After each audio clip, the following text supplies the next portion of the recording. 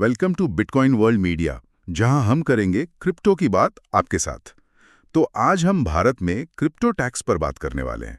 मुद्दा ये है कि भारत की जो वेब3 एसोसिएशन है, उसने 2026 के बजट से पहले सरकार से कुछ बदलाव करने की मांग की है। बिल्कुल।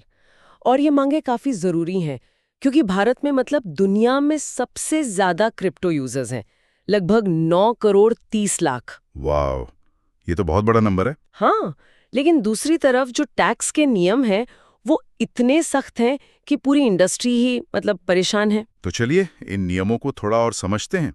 ये नियम आए कब थे? ये 2022 में आए थे। इसमें दो बड़ी चीजें थीं। पहली कि क्रिप्टो से जो भी मुनाफा होगा उस पर सीधा सीधा 30% का टैक्स लगेगा। 30%?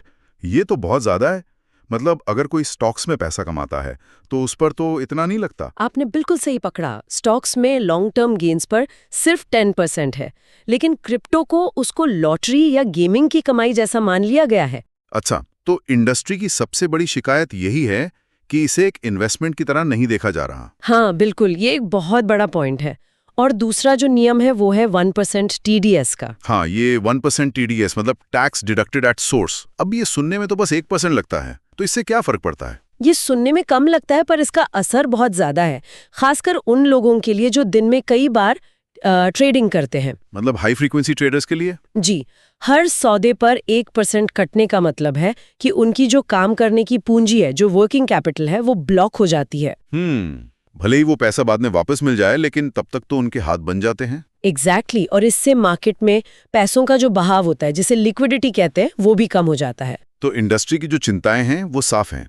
भारी टैक्स की वजह से ग्रोथ रुक रही है। और सिर्फ ग्रोथ नहीं रुक रही, कई ट्रेडर्स और तो और पूरी की पूरी कंपनियां भारत से बाहर जा रही हैं। मतलब ब्रेन ड्रेन जिसे कहते हैं। हाँ, इसे आप कैपिटल फ्लाइट या ब्रेन ड्रेन कुछ भी कह सकते हैं। दुबई और सिंगापुर जैसी जगहों पर जहां नियम थोड़े बेहतर हैं, वहां जा रहे हैं सब। मैंने ये भी सुना है कि टैक्स के अलावा भी एक बहुत बड़ी मतलब छिपी हुई प्रॉब्लम है, बैंकिंग की। ये एक बहुत ही बड़ी अनकही समस्या है। क्रिप्टो कंपनियों को भारत में बैंक अकाउंट खोलने में भी मुश्किलें आ रही हैं। अच्छा, लेकिन ऐसा क्यों? देखिए, आरबीआई का जो रुख रहा है क्रिप्टो को लेकर, वो हमेशा से ही थोड़ा सख्त रहा है। तो बैंक कोई भी रिस्क नहीं लेना चाहते। समझ गया। तो अब आते हैं आज के सवाल जवाब सेक्शन पर। क्वेश्चन: क्रिप्टो से जुड़े लेन देन पर 18% जीएसटी का क्या असर पड़ता है? आंसर: हाँ, ये एक और लेयर है। मतलब 30% इनकम टैक्स और 1% TDS तो है ही। उसके ऊपर जो क्रिप्टो से जुड़ी सेवाएं हैं, जैसे एक्सचेंजेस अपनी जो फीस लेते हैं, उस पर 18% GST भी लगता है। ओहो। तो इन सब को मिलाकर भारत में क्रिप्टो बिजनेस करने की जो लागत है वो मतलब बहुत ज्यादा हो जाती है। तो एसोसिएशन की मांगे क्या हैं? साफ साफ शब्दों में उनकी मांगे बहुत क्लियर हैं।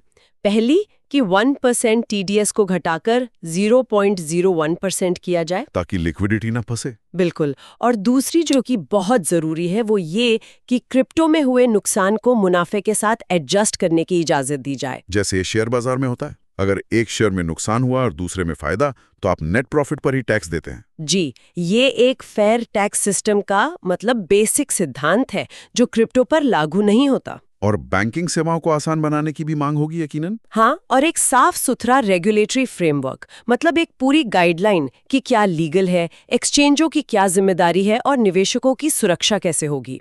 ये वाकई में सोचने वाली बात है। और इसी के साथ हम एक सवाल अपने सुनने वालों के लिए भी छोड़ जाते हैं। आपको क्या लगता है, अगर सरकार क्रिप्टो पर टैक्स कम कर दे तो क्या इससे भारत की अर्थव्यवस्था को फायदा होगा? डेली न्यूज की जानकारी के लिए हमारे चैनल को सब्सक्राइब कर लें। जल्द ही मिलते हैं एक नए टॉपिक के साथ। धन्यवाद।